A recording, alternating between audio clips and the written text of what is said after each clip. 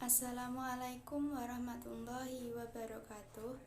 Tepangaken asmi kula Anggun Widya Safitri saking kelas 11 OTKP setunggal nomor absen gangsal. Kula badhe nembang Sekar Maca Pat Pocong tema COVID-19.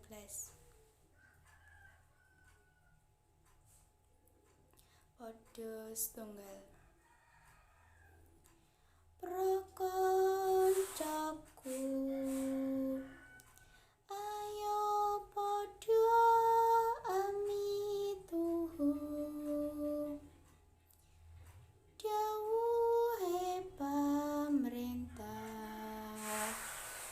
nindakake protokol COVID. Timen virus corona nora sumebar. Padha kali